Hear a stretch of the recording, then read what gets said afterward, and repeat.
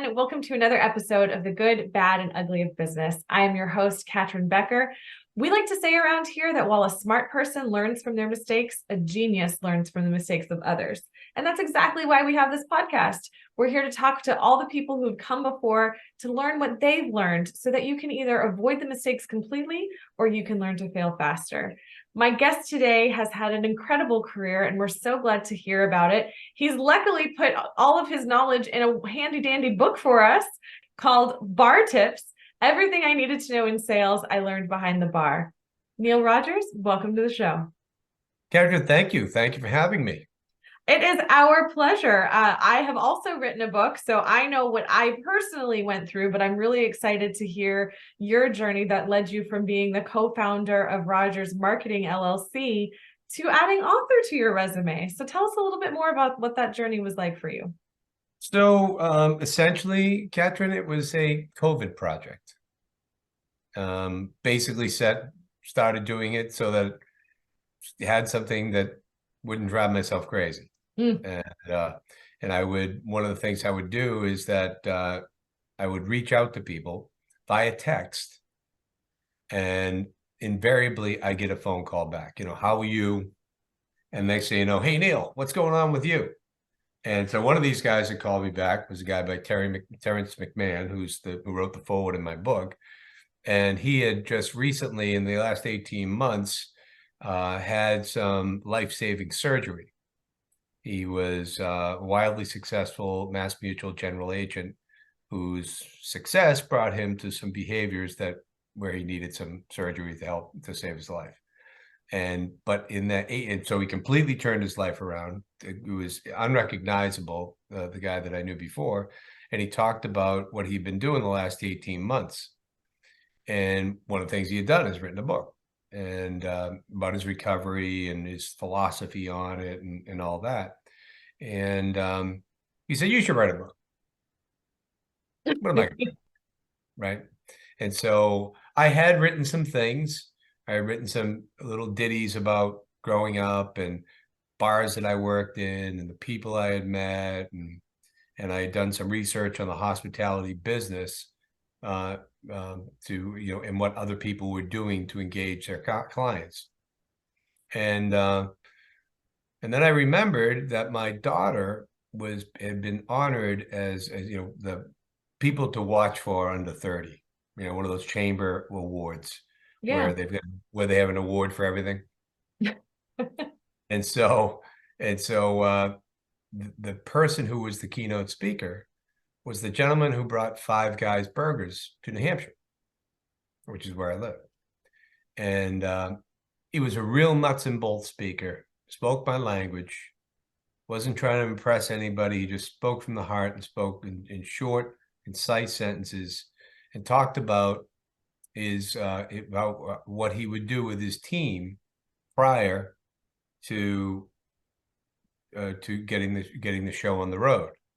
And I don't know if you ever worked in hospitality, but there was a thing called pre-meal where you would all get together and discuss what was 86th, right? So it was no longer in, what the specials might be, what wines, whatever that may be. And then also there was, then a little bit of a rah-rah speech. Hey, let's have a good night, whatever that may be. And his rah-rah speech was, we are not in the burger business. We're not in the fry business. We are not in the soda business. We're not in the shake business. We are in the hospitality business. I went, and so for context, my wife is sitting right next to me, my partner in life and in business. And we met when I was a bartender and she was a food waitress at a place called Tia's in Boston. And I speak about it a lot in the book about the actual place Tia's. And I looked at her just like this and said, I've never left the bar business. I've been bartending on the road for 37 years. And so that was in retrospect, because I thought that two or 3 years ago before COVID. And then it came back to me and I said, there's an angle here that I really like. And I said, I would talk to an old friend of mine / boss of mine, who again, is acknowledged in the book. And I said, do you ever think about the fact that you're a successful salesperson because you did hotel restaurant management in college and you worked the bar? He says, all the time. So Wow. I wound up spending a lot of time. This was really, really fun. I got to spend a lot of time on the phone and in person with those people who weren't spooked by COVID, talking about philosophy and things that were made a good bartender, made a good food service person.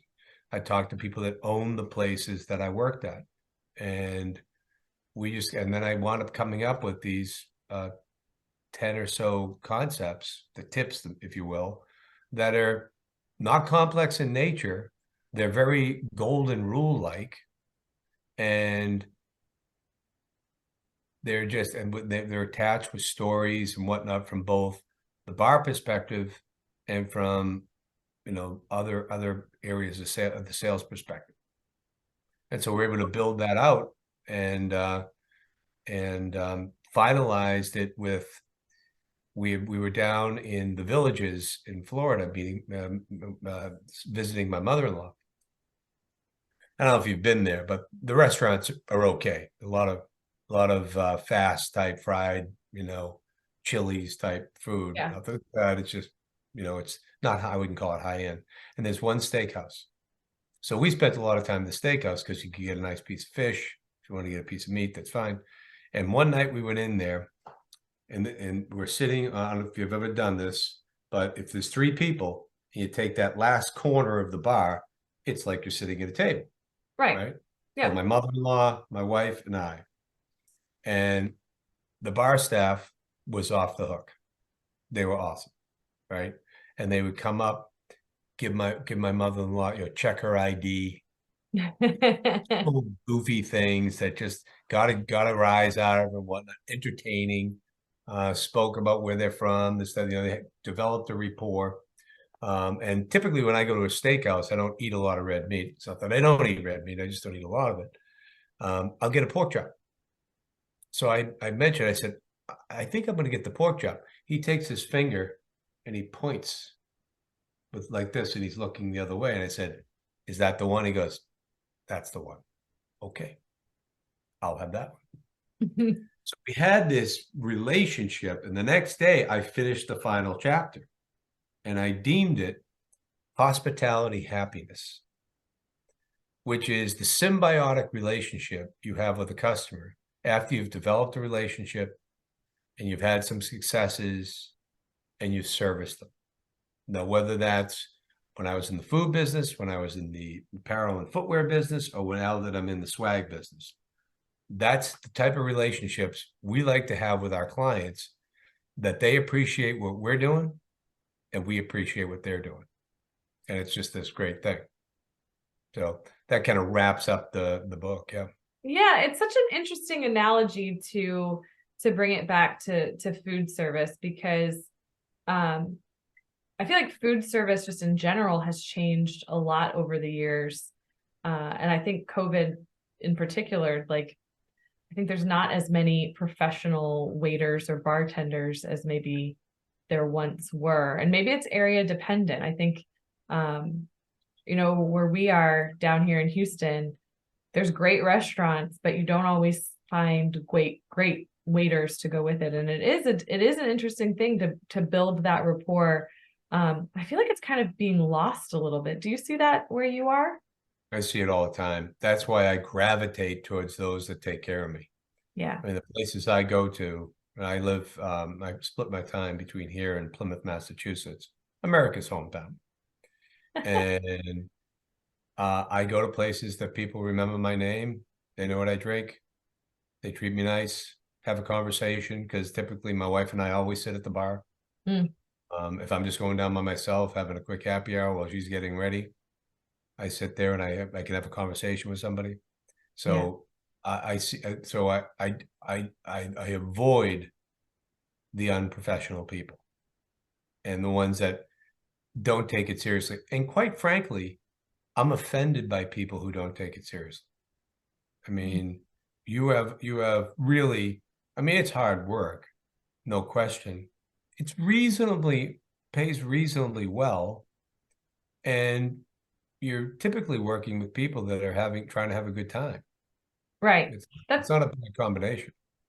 That's true. I mean, you don't exactly go out to eat because you're like in a group because you're sad, right? You want to go because you're there with friends, you're there with business workers. There's something very, happy and cordial about all of it. So to bring that to it, and I had a guest on, and we talked about a story. He and I, with this podcast, I meet amazing people, but I also have the opportunity to bring my friends on and ask them all the questions that you sometimes don't ask your friends.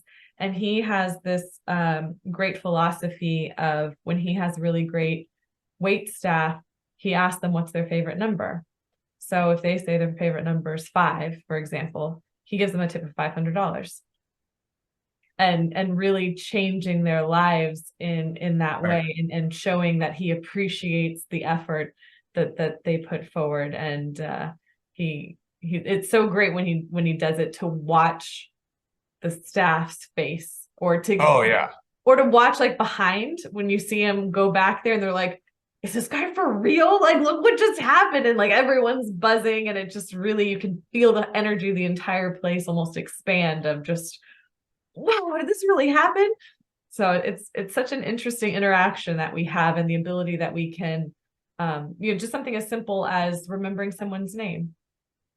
Oh yeah, Dale Carnegie's favorite, most sweetest sound, says the most sweetest sound you'll ever hear. Exactly. It's a big thing. It's I actually quote him in the book, I mean, because I'm a disciple of his, and the simple things about, well, once you first chapter of tips is the importance of a proper greeting. Yeah. Right. I don't know how it is down there, but do you remember when Home Depot came to town? Yeah. Okay. And you walked in the door and there's a sea of people in orange aprons looking to help. Now you got to chase them down. Where are they? And then if you get to somebody, they're typically in the wrong department. Oh, let me take you over there. And they're scattered all over the place. So guess what I do now? I go to the local ace guy. Oh, we have another store, another town, a place called Beltate's here. And it's just another family 3-store operation. You walk through the door, guess what happens? How you doing? How can I help you? Take you right over to where it is. Now, you don't have the vast array of products that you have with Home Depot, but I'm not a big DIY guy. I'm not putting on a whole new wing out here. It's I'm looking for batteries or something, some replacement part or something, and I don't feel like spending all day there. And but you go to Beltate's. I remember being in a local sandwich shop. I saw the guy who helped me with paint. I looked at him. I said, "Hey, you're from Beltate's, aren't you? You're the paint guy." He goes, "Yeah." I said, "Thank you." You're the paint guy. Yeah, bought him lunch. Yeah, I love it. I love it. And not quite $500 like your buddy, but I mean, a $20 sandwich I'll buy.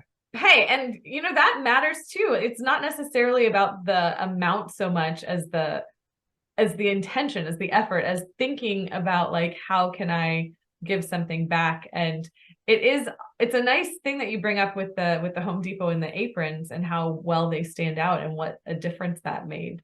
Because man, when you're trying to go find someone at a different store, wherever it is, and can't find good help, it's tricky. It's frustrating. I think back to your original comment about the new breed of waiters and bartenders. I think they need to do some more recruiting. I think that's one of the things I believe. As a matter of fact, I'm trying to entertain the Mass Restaurant Association into this thought process. Is like, I think that the book I wrote is a great recruiting tool to make sure that high school kids and college kids are getting the schooling that they need, the soft skills that they'll need out in the real world by going to work with the public. Now, that could take place in an ice cream shop, in a retail operation as well. But I mean, if you want to make tips and make some money and also have this experience and real teamwork, I think it's a great thing to do. I think they should. I'm hoping that they take me up on it. I agree completely, because how many people come to or don't have any work experience. I know it was much more typical, you turn 16, you get a job, you start getting some money in your pocket for going to the movies or out with friends and that kind of thing. But I feel like there's less and less of that these days, of less kids getting jobs and then not really working through college. And then they get to the real world, where they get a traditional 9 to 5 job, and there's a lot less ability to interact with different personalities. And I think working in the hospitality, you get to meet everybody, right? You see it all. And to learn those skills and to learn that adaptability and flexibility in how you communicate to different types of people is a really invaluable skill. Oh, sure. A quick story. There was a woman that came to the bar, this is now 40 years ago, sadly. Friend of mine was working, so it was this huge bar, very popular, very busy bar, and she asked for a vodka martini. Now, Dennis had never put a drop of vermouth in a martini in his life. He poured her a straight vodka, strained it over ice, put it in the glass. Wasn't dry enough. Now, he's got two choices here, right? I can argue with her, or I can pour it again right in front of her. Right. He chose the right way. He poured her another drink right in front of her.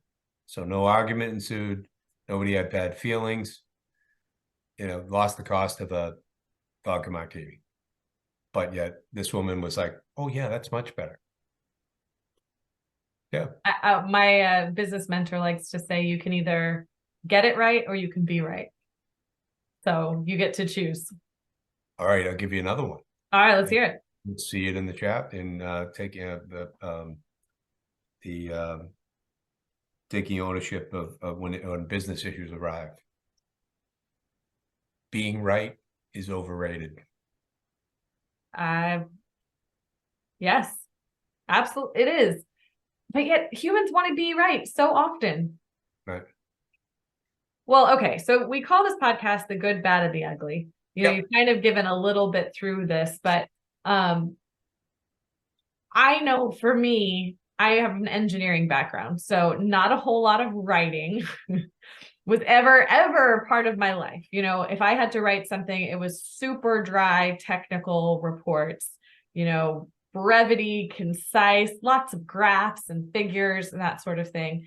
And when I kind of got this wild hair of, I feel like I need to write a book, I didn't exactly know where to start. I started and stopped so many times. I deleted entire,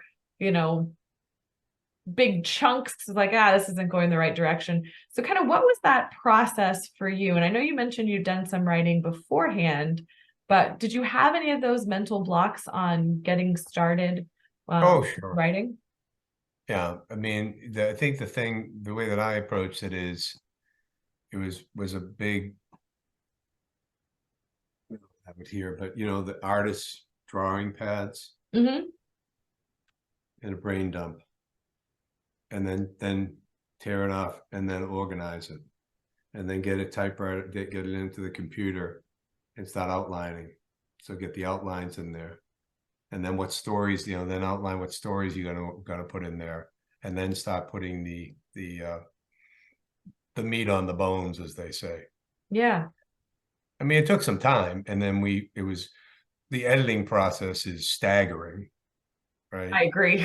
We make so many changes, and so we need to spice this up here. It's not a fully produced gig until it's a fully produced gig, and then I ran it through 4 or 5 different editors, and then 3 people that were pretty discerning readers, because I didn't know what I had and whether it was going to be worth anything or not. And we came up with this finished product that seems to be pretty good. So it seems very interesting. I will say I have not purchased it yet because the timeline between when we booked this was kind of short. So I think I definitely want to add it to my reading list. Have you done any audio versions of it? Audio is coming. Is it really? Yep. As much as I love cracking a good book, I love to listen to books. That is my preferred way. So with my little whatever you want to call focus issue or whatever, if I really, really, really want to read something, and even my own book, I read it, I listen to it, I take notes. Then I've got a fighting chance. Yeah. So you'll find that academic intelligence or that type was not my forte. In the end, it was interpersonal, intrapersonal. I was middle of the road academically. And so the whole premise of the book kind of, it's a little bit of a couple of chapters of memoir of failing in order to succeed, to finding what I could be good at. I mean, I was a middle of the road, athlete in high school. I could sing a little bit, I could dance a little bit, I could play a little piano. But I left high school without a clue, zero, no idea. And when you're the seventh of eight, nobody's really paying attention as much as they were, Number one and two got a lot more scrutiny. Right. So I actually went to my mother in the May of my senior year and said, is there something I should be doing next year? So this is kind of your bad. I mean, this is really where I had to fumble around and try to find out what I could be good at. I was, again, had a lot of friends and wasn't socially lacking. But in terms of what these people, my buddy's going to Boston College, this one's going to Temple. I didn't even know this. You went to MIT? I didn't even know that. And it's like, who goes to MIT? I don't know. Certainly I wasn't going to MIT. You might have with the engineering degree. But I did not go to MIT, but we did have a guest on here that went to MIT. Oh, good. So I and that's when I stumbled upon the hospitality business being, something I could be good at. But then I realized I didn't want to do that for my life's work. Yeah. And so people would say, hey, Neil, with your personality and how you get people together and this, that, and the other thing, I think sales would be a good thing for you. So now I've got a purpose, and I've got a desire, and I've got interest. And guess what? I became a good student. I showed up, I took notes, I asked questions, stayed for the extra work, did all the things that if you start adding them up, it's what you should do in sales. So it's like this. Sales is such an interesting profession, because it can be the lowest paid profession and the highest paid profession, depending on the skill level of the person. And there's so many people that have hangups around sales. They're like, oh, I'm not good at sales, or you've got the used car salesman kind of, trope in society.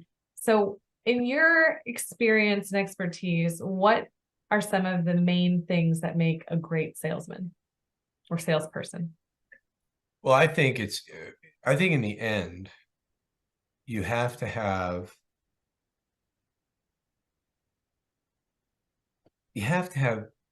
there's two things that kind of that battle each other: persistence and tenacity. So persistence sounds like pest for a reason.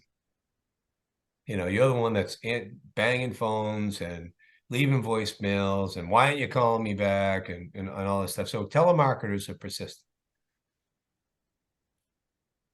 Tenacity is where you take a different approach and you use your creativity, and you do thoughtful things. Don't assume that somebody's sitting by the phone waiting for you to call them and catch them. By the way, in this day and age, anybody calls you now, they're calling on your cell phone. Right. That's so personal now. It's like, who's making that call, or who's taking that call?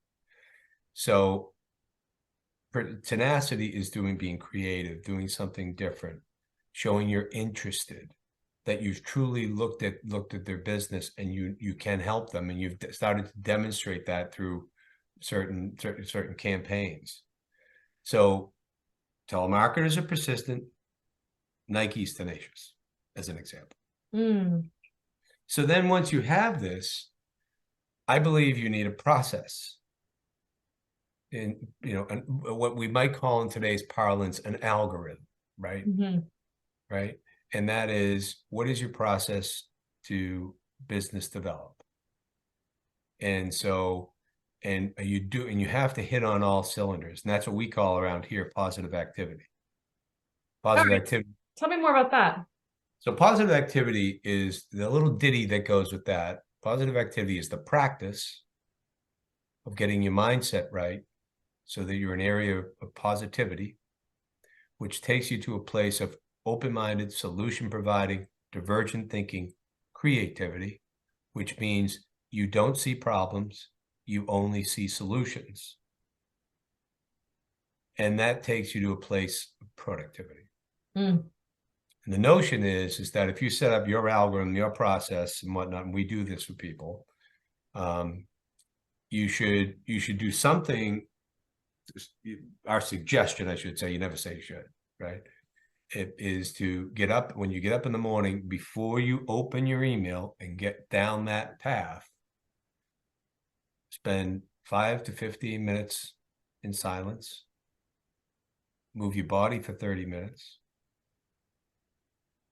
do some journaling, writing down, say, 3 things that you're grateful for today. So a little gratitude practice. Then somewhere during the course of the day, you may not get to it now, do some random act of kindness or reach out to someone you haven't reached out to before in a long time. Especially if it's somebody's birthday. There isn't a birthday that goes by I don't say happy birthday. And that's the one reason why I stay on Facebook, is that anytime it's somebody's birthday, and if I've got their cell phone, I text them too. What did it take me? And who doesn't want to hear happy birthday on your birthday? Oh yeah, it's lovely. And then you can get into your process, your actual business development process. And in the beginning, what is it you're selling? What is the product you're selling? I mean, defined. Then who can buy what you sell? What is your avatar? What is your ideal client? Define it down to the type of person you want to work with, right? Then can you tell me what benefits they're going to derive from working with you? You might take a silly guess to get started, but get something down. Then can you translate that onto one sheet of paper? There's ours. All right, you probably can't read it, but essentially says Rogers Marketing is your full-service tangible media marketing firm. We partner with you to develop initiatives and find creative promotional products to engage, inspire, and appreciate your customers, employees, and prospects. Blah, blah, blah, blah, blah. But there it is. I can sit down in a coffee meeting, hand this person this really cool journal they're going to get with a nice Rogers Marketing pen, and I can take them through the things that we do. Which is beautiful because you're showing off part of what they could do for them, for their clients, for themselves. So that's such a great double use of the time. So then now that you have you've defined who your target is, who your client, your target ideal client is. Now it's time to get it down formally in some form of electronic format. You might want to write them down at first and then translate them. All depends on how you learn. I think of a certain age, they don't know about writing. They're going right to the keyboard. I've got paper all over this place. I'm still a guy that's got way too much going on. So do I. And then you're going to have the group, so everybody that your family, your friends, they may not buy from you, but they should know what you do. So you need to have some sort of reach out to them. The group you meet them at a networking event, at a cocktail party, at a charity event. What is your structured way to follow up? Because just because you had a cocktail and a laugh with somebody and they said they were mildly interested in what you did, does not mean they're sitting by the phone the next day waiting for your call. Going, oh, I hope they call me. Yeah, exactly. Yeah, right. And as a matter of fact, they call you, they go, what are you calling for? I'm a little hungover from last night. I can't talk to you. And then then finally the group you buy, which is the least of our favorites, right? That's a list buy, somebody said make a cold call, etc. Oh, by the way, in the group you meet section too, you should have referrals in there, right? And then you should have a structured way or we suggest, I keep on using that word should, we suggest a structured way to carry off a coffee meeting. What's that first 15-minute meeting going to be like? And there's a whole host of structured things that are out there. This is Sandler Sales has the upfront contract. I mean, there's definitely a strategy, and people always say you never get more than one chance to make a first impression. So love it. Giving some intention and energy to that is it can only benefit you. Right. So it's great that you teach that and help people to understand those concepts, because it's common sense is not that common. That's the whole thing behind the book. I mean, I love you put the old adage in there, because every chapter's got an old adage or Neil created one. Actually, it's going to be an R1, because as I reread it and whatnot, I said, oh, you know what I should have had in that? But now I just talk over it. The importance of a proper greeting is just what you said. Only one shot at a first impression. But you want to take that relationship deeper when you've met somebody in a meeting, in an environment like that. Listen to what they have to say. Yeah. Get them to talk about them. 2 years, 1 month. Use them in that proportion. I love that. I mean, Neil, I definitely we could go on and on. I think this was so great. And this definitely gives the listeners such a great taste at what amazing content is included in the book, Bar Tips.